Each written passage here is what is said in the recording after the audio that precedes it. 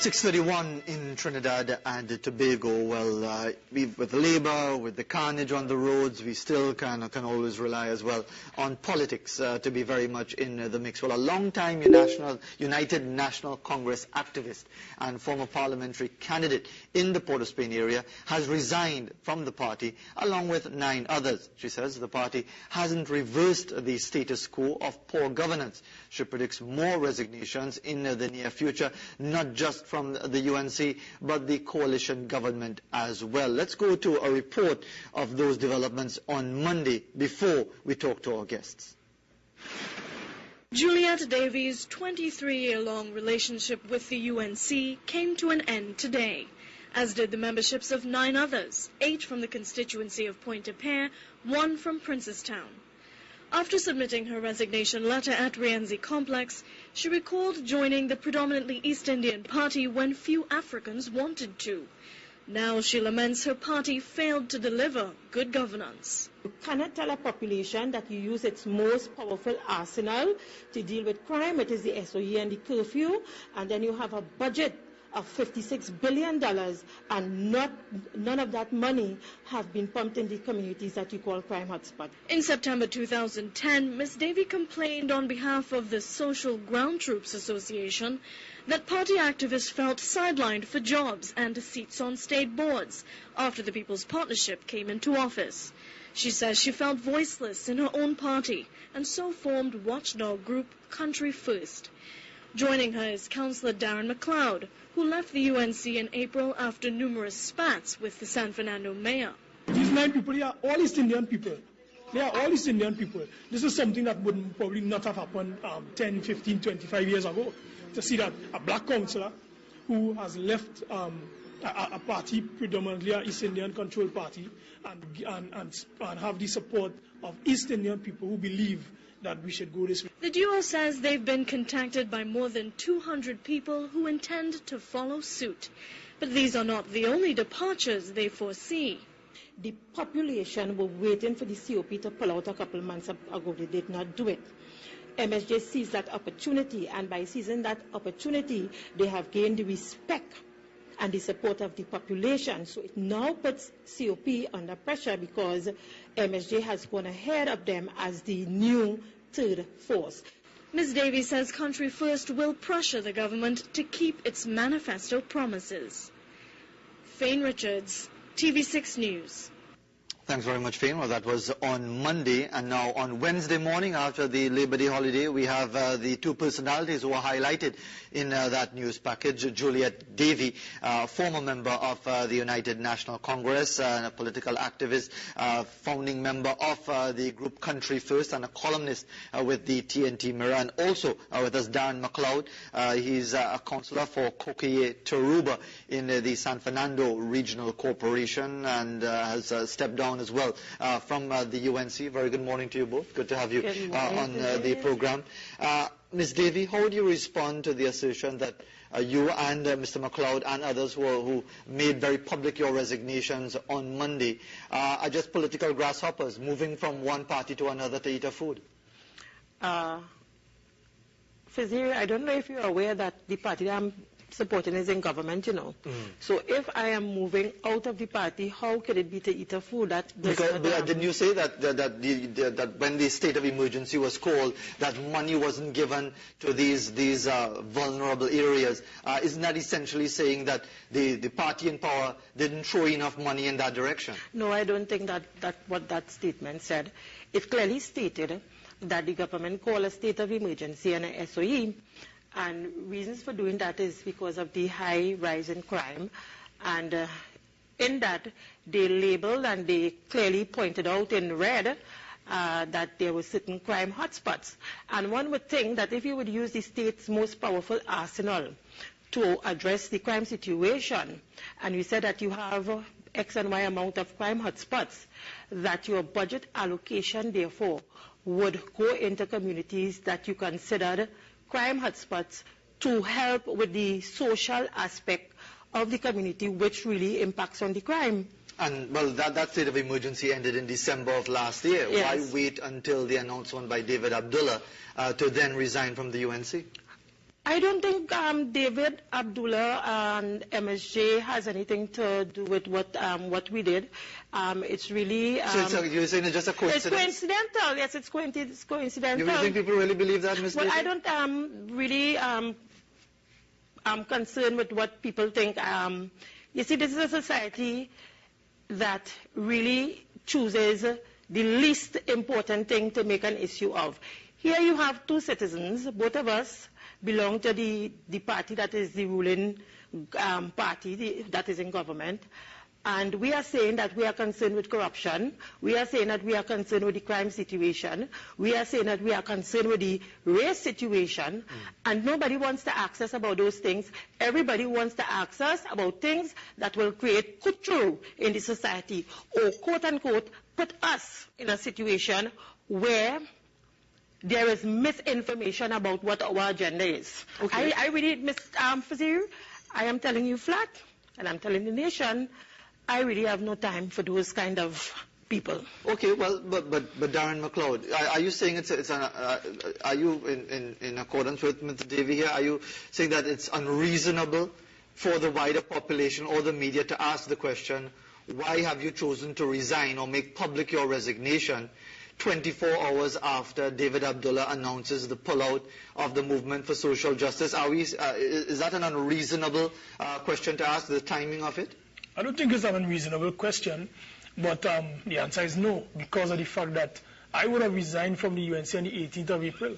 That was 2 months, exactly 2 months ago, to the day that we went again on Wednesday, on Monday. Right.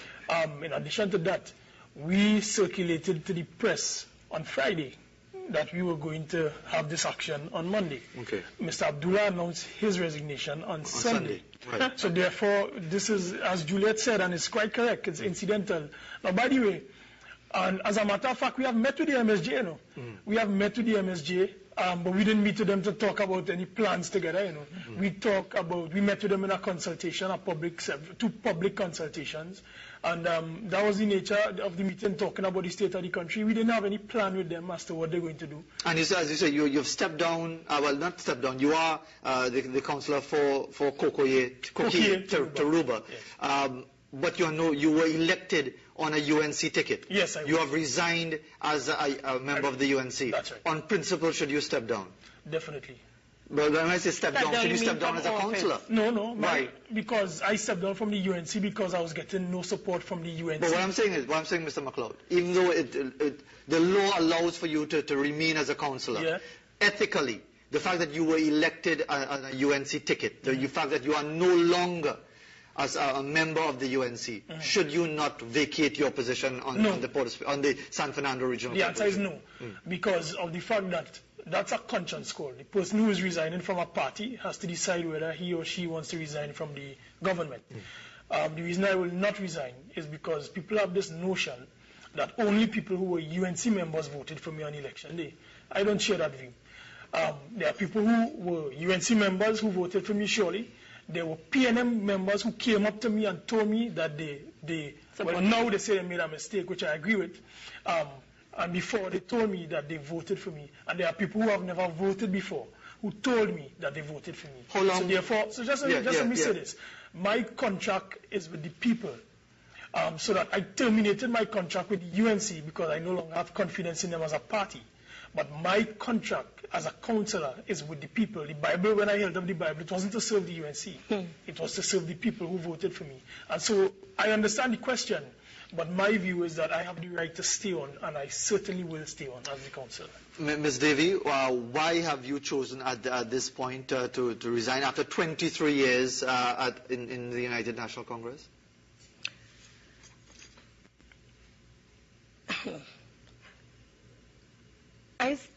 My struggle with the UNC really is one of love, compassion, and it's like a relationship that you would have with a man or a woman, vice versa.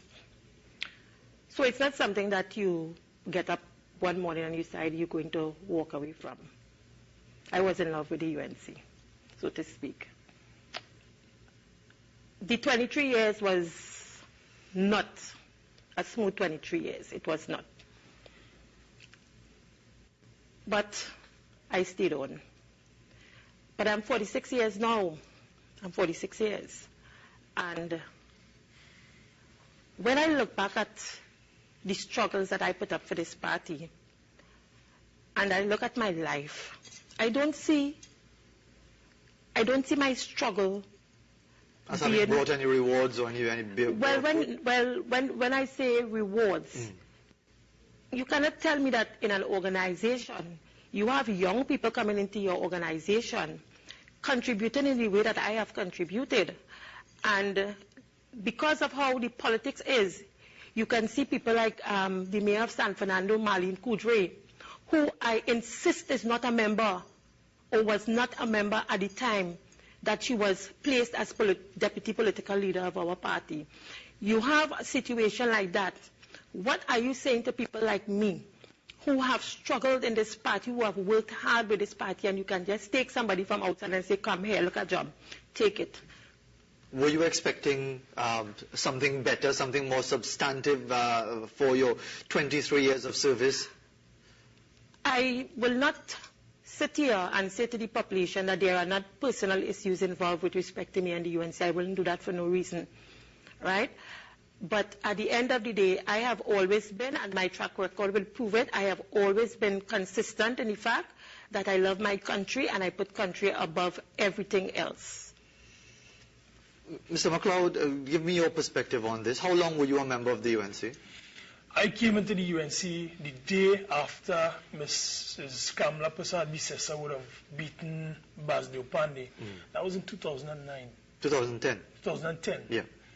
No, 2009. January 2009. No, it was January 2010 that Kamala beat Basdeo Pandey in the election, and then later that, just a few months later, Patrick Manning called a general election. Well, 2010. Yes. So 2 years. Yeah.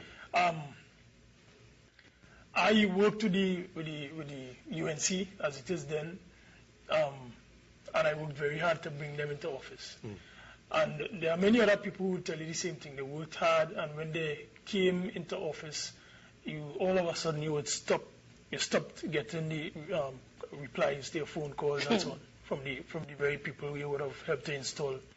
But I did not expect that type of response as a councillor who would have been looking for support. And me too, I too have personal issues that everybody would have issues that they would have wanted some kind of personal help with. That's not a secret. But at the end of the day, I gave them 2 years out of my 3-year term to fix the support issues. And up to now, Fazir, they have not been fixed. And I understand, Ms. Devi, where you say that, people like Kutro and Bacanala want to deal with it as eater food and so on. But you say personal issues, and Mr. MacLeod, you're also saying personal issues. That comes across as basically saying that there were things that you were hoping to benefit from, that you have not benefited from, and therefore you have chosen to leave. Is that a misrepresentation? No, I don't think so. You see, Fuzzy, when you put the facts together, the facts is that I supported a party that has been most of its time in opposition, and I didn't move. I didn't go anywhere.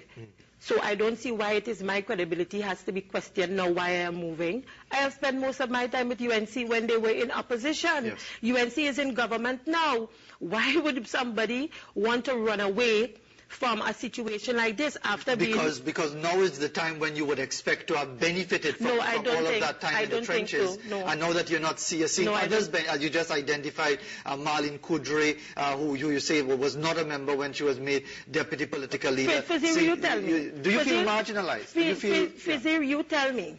You belong to an organization, and for me, the Marlene Coudray issue, and I will say it here, has broken the ice with respect to my living. It is the yes, it is. Right? You cannot tell me that my political leader can watch me in my face as a member of the party and tell me as a lie, such as saying that Marlene Coudray is a member.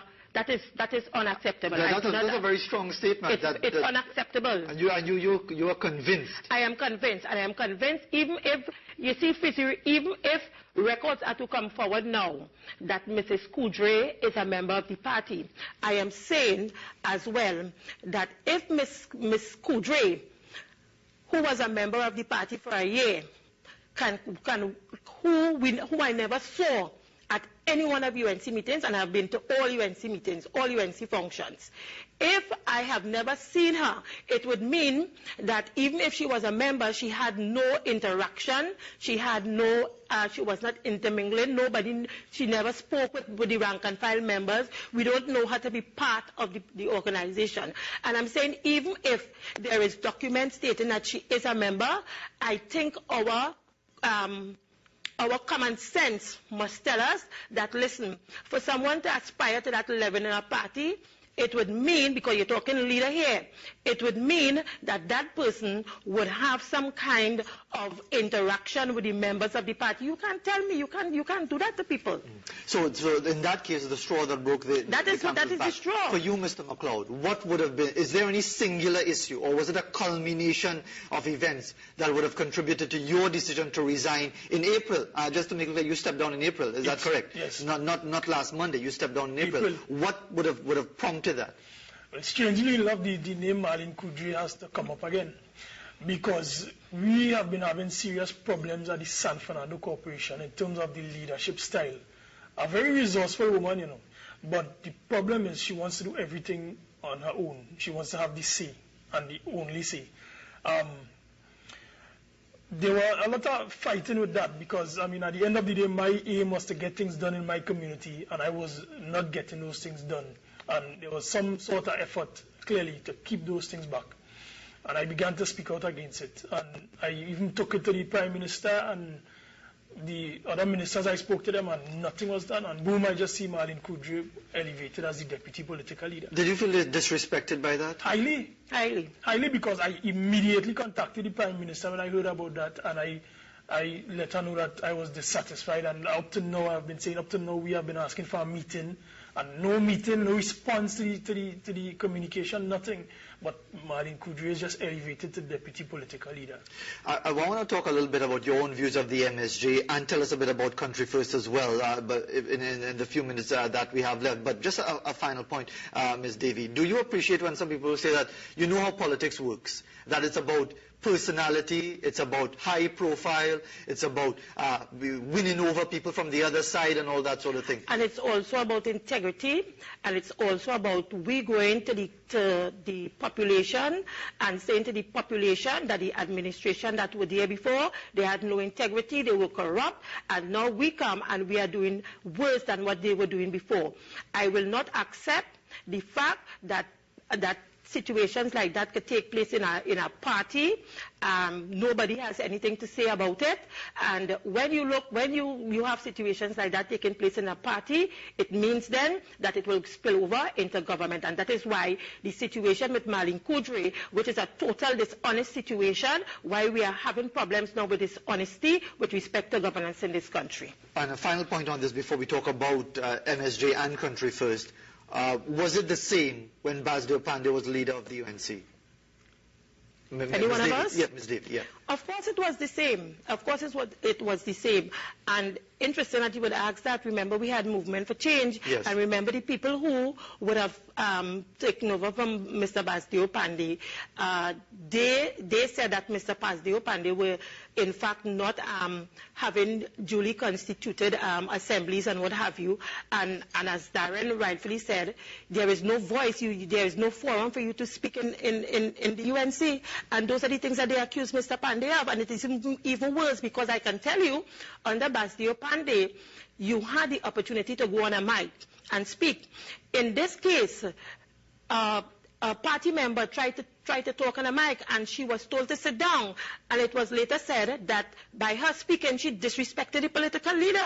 So therefore, we have no voice in the party. Why do I want to really remain in a situation like that? And now, as we had in that news clip before the start of our interview, you are solidly endorsing the movement for social justice. Do you think there's room for a third entity in the politics of Trinidad? And why are you endorsing the MSJ? I would not say that I endorse the MSJ. What I would say is that I recognize that what they had done was a good move. I would not say that I'm endorsing, because I realize, and I'm getting the sense here that for some reason somebody wants me to say that I am part of some kind of agenda with the MSJ. I don't know why a whole set of things is being placed with the MSJ. Has nothing to do with it. And I would prefer if when we came here this morning that we talk about Country First. I don't want to talk about MSJ. I think Abdullah and I think his other colleagues, they have ventilated properly well in the media about MSJ, and I think their questions could be directed to them. I would rather speak about Country First. Okay, let's do that. Let's talk about Country First. Tell us about this organization and what is its purpose. Mr. McLeod, if you like. Well, Country First was born out of the idea that we need to hold governments to account. Basically because of the fact that we joined this bandwagon for change, and now that we install the government, we're realizing that it's the same thing. So that it's not to hold just the PP government to account, but to hold all governments to account. And the government, by the way, includes the opposition. Yes. The opposition allows the government to be a runaway horse if they do not do what they have to do. So that is the function of this particular organization. We have found also that the campaign promises, a lot of them have not been met. For instance, the power of recall. A lot of the MPs have a lot of... The right of recall, term limits, yes. Constitutional reform in general. Right. My biggest source of disappointment for you with the government and forming Country First is that when they were elected into office, I really thought you would have seen sweeping changes legislatively with the public service, where you would have more accountability and productivity. I thought that if we had started with that, we could perhaps re-engineer our culture a little bit to provide for higher productivity levels and so on. Up to now, nothing on that. So Ms. Devi, what is your aspiration with Country First? Is it broad-based? What sort of membership do you have at the moment? And what are you hoping to achieve with this organization? Yes, it's broad-based, but Fizzy, right now, we are settling for what we call a weekend committee, because it's a young organization, and we don't want to complicate things with an executive, so to speak, right now. We'll work towards that because of the fact that sometimes these organizations, you have so many personalities in these organizations. Everybody wants a role, everybody wants to be leader, everybody wants to, but nobody wants to be committed. This what we are doing here is takes a lot of sacrifice. It is, and it calls for very strong personalities and characters. So we would prefer to work with a small committee for now, and of course we would design a structure and a way forward with that working committee. So it's a work in progress, yes. The Country First. But what is your intention? Is this a pressure group to make statements every so often on governance in Trinidad and Tobago? As you said, both the government and the opposition. What is your intention? Yes, it is our intention to make government account for manifesto promises, and of course we would like to get involved in the communities, find out what are some of the needs of the communities, and of course we could pass back on that information to government. And do you have any contact information as far as like a website or email or anything for those who would like to get more information on Country First? We have a Facebook account. It's Country First group. Yeah. And we are in the process of putting up a website and what have you. All right. But in the few seconds that we have available, and as you said, I know you're a bit tired of the constant references to either the MSJ or the UNC and so on. How would you respond to those who will say that it's inevitable, given the way politics runs in Trinidad and Tobago, Inevitable, that you will have to align yourself either with the MSJ or the PNM or somebody else coming up to the next general election? How would you respond to that? Well, we are not ruling out anything, fuzzy, but for now, I can tell you that we are not aligned with anyone. We do not have an agenda to be working with some group. We just simply have a love for our country, and we are doing what we think is best, and that's it. So Mr. Cloud, it's not the PNM in disguise, this group country first. Definitely not, Fuzzy. Listen, if we are to align ourselves with any political organization, which is very possible, which is likely,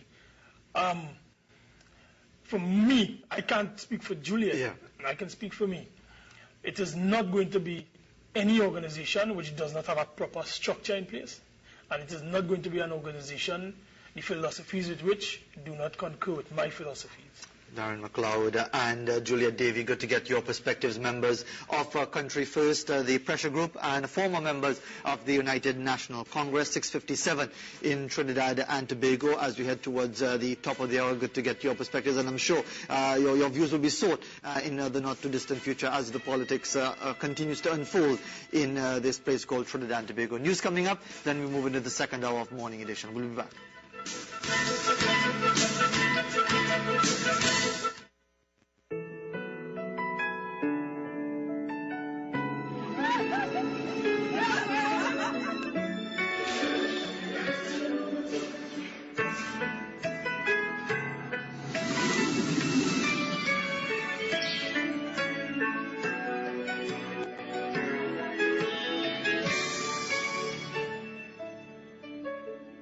Samsung Galaxy S3, designed for humans. Now, I am eating Diana Nutcracker, and we're hitting all the schools to find out what they feel about it. It is real good and it have vitamins and minerals too. Yummy. Diana Nutcracker. Cracking. Cracking. Nutty goodness. Yummy. Only $1. It tastes good. Sweet. Vitamins and minerals. It's very good. It helps you and have plenty vitamins. I like that. Need a loan that's hassle-free. Island Finance. Up to $30,000 real easy. Island Finance. No down payment. No collateral. That's no problem. Yes, it's true. That's not all. They're quick and friendly too. Island Finance. Appliances, vacation, even fix your car. You can depend on Island Finance. Do you suffer from back pains? Do you have any spinal-related problems? Is it difficult to bend, lift, run, jump, or do the things you normally won't have problems doing? Then visit the Spinal Institute of Trinidad and Tobago for effective and affordable chiropractic care. Visit them at Chase Village, Chaguanas, or call 665-5433. The road to better health requires commitment from both the doctor and the patient. The Spinal Institute of Trinidad and Tobago, making healthcare affordable. You really like your Subway? How come? Well, I love fresh salads. I love the breakfast too. I love the foot long. I love my gut right through. I love my Subway with all the fresh veggies. I love the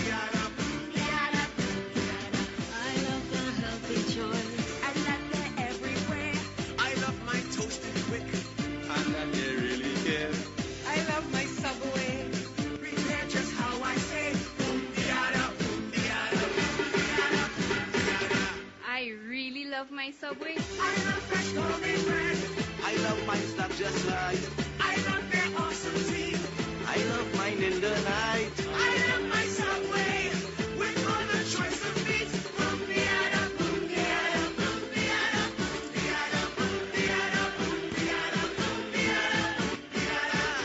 Subway, eat fresh. Good morning. This is the TV6 Morning News for June 20th. I'm Anselm Gibbs. Investigations are continuing into a car crash in El Dorado yesterday, in which 5 people were killed and 5 others injured. The collision occurred during the early morning hours at Coro Junction. 3 of the victims were male and the other 2 female. According to eyewitnesses, 31-year-old Harilal Mangrove Aruka 25-year-old Shayaz Khan of Karani, and 27-year-old Shiva Bharat, who lived in St. Joseph, along with 2 women, were standing on a pavement in front of a bar when they were run over by a gold Nissan Almera. The victims were all pronounced dead at the scene. Hundreds of union members gathered in Faizabad yesterday as the labor movement celebrated 75 years. The day began with the Butler Classics road races from San Fernando, which ended at Charlie King Junction in Faizabad. The day also saw union members unveil a new bust of Uriah Butler and a wreath-laying ceremony held. After a brief opening ceremony, the long symbolic march got underway. Some say the crowd looks smaller this year, with a number of union members choosing not to attend. One indication some say the movement is building more credibility is the fact that nurses, teachers, postal workers, and even the highway railroad group all came out in their numbers to add to the collective voice of the labor movement. The other group which found a way to join today's march was the controversial Public Services Association.